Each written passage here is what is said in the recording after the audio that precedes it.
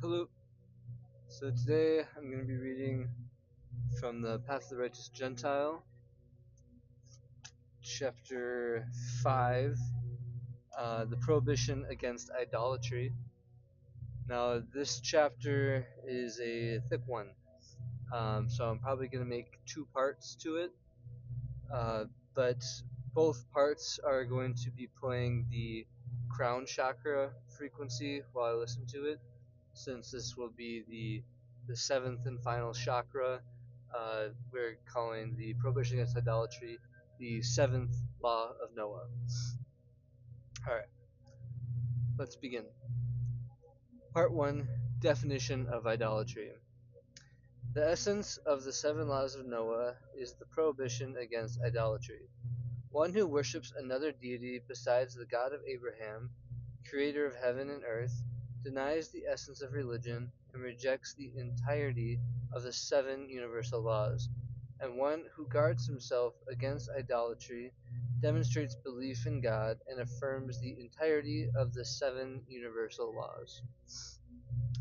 The commandment prohibiting idolatry teaches that one should not serve a created thing.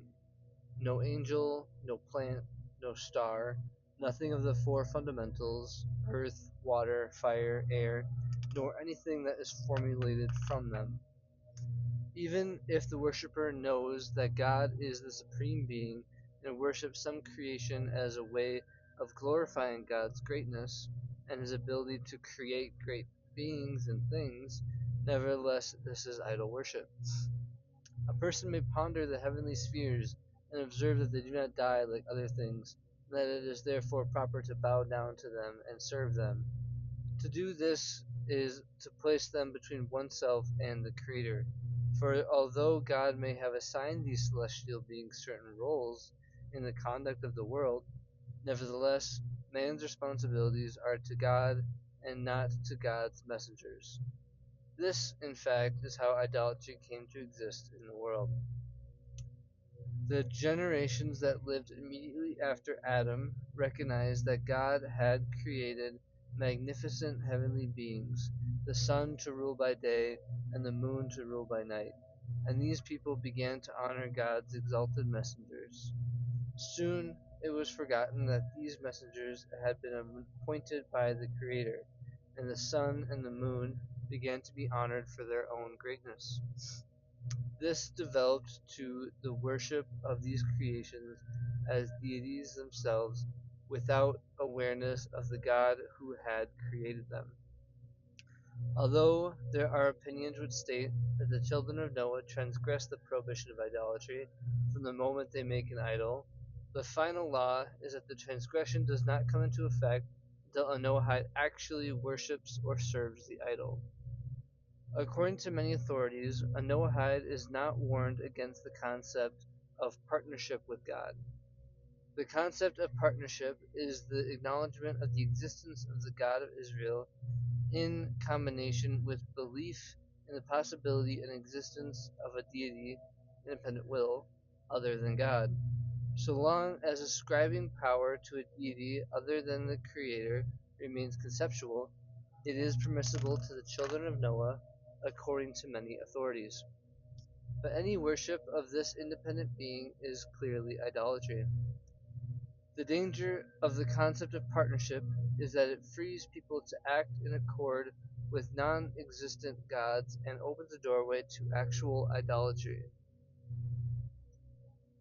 Most recent authorities agree that Noahides are forbidden to believe in a partnership, but even according to this opinion, a Noahide is permitted to swear by the name of an idol in combination with God, to swear by the Lord of Hosts, the Hindu deity, for example. The children of Noah are not commanded to sanctify God's name by refusing to bow to an idol in the face of a threat to their lives. And there is a dispute whether the children of Noah are even allowed to choose to lay down their lives in this manner, since they are not commanded to do so.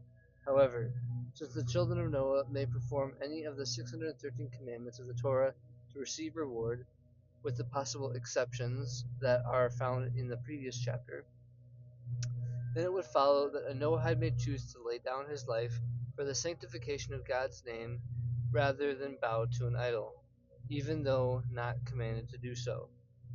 Many books have been written by idol worshippers concerning the nature of their idolatry, the service procedures and laws. These teachings may include fascinating philosophy concerning their idolatry. One is advised to not read these books at all, nor should one think about them or speak of them. Even studying the form of idolatrous figures or asking how some god is served without having the intention of serving it might cause one to be led to engage in idolatrous practices.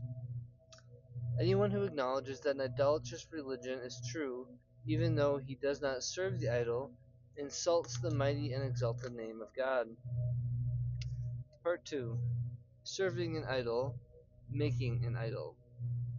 There are many different types of idolatrous service, and the service of one idol is not like the service of another. For example, the ancient idol Peor was served by man's defecating before it. Note, this bizarre form of worship came about in a degenerative way, similar to the growth of idolatry itself. Originally, worshippers of this idol attained so great a state of ecstasy that they lost control of themselves and defecated.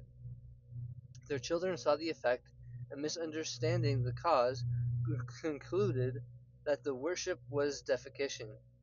The lesson from this remains important today, that a religious rite feeling good is no proof of a religion's truth or validity.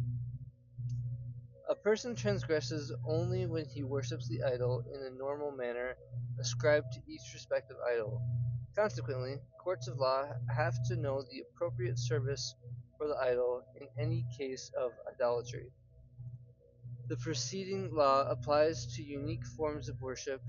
If, however, the person bows down or offers sacrifices or incense or a drink offering, the four forms of service of the holy temple in Jerusalem, to any one of the idols, he incurs the death penalty, even though this may not be the way of that idol's official worship. Food placed upon an altar as an offering to an idol is forbidden to be eaten. There is a difference of opinion concerning the permissibility of eating food that is unlikely to be offered to an idol, such as grasshopper or a cockroach. Things such as water and salt, which are not normally in the category of offerings to an idol, are forbidden if they are found directly in front of an idol or within the curtains that surround the idol. It is forbidden to honor an idol even by offering things to it outside the boundaries that surround the idol. This is considered decorating the idol. Throwing coins at an idol, or even into a pool of water next to an idol, such as the statues of Oriental gods and demigods commonly seen today, would appear to be in the category of honoring an idol, and symbolically ascribing powers to it. Otherwise, why throw money, which is clearly an act of beseeching a power for returned good fortune? If something has been prepared to be offered to an idol, but has not yet been offered, it is permitted for personal use. One should be strict, however, and not use anything found in the house of idol worship. Therefore, one should never take candles from the place of idol worship. It is doubtful whether one should purchase or use sticks of incense sold by any of the idolatrous religions or pseudo-religions. For example, as most Hindu sects are pantheistic and idolatrous, incense and health foods purchased from such groups are questionable, for the foods themselves may have been worshipped. In truth, any religious food discipline wherein the foods themselves or the combinations of the foods themselves are honored as miraculous in their health-giving properties may be idolatrous. Concerning the verse, man does not live by bread alone, but by every word that proceeds from the mouth of God. Deuteronomy chapter 8, verse 3.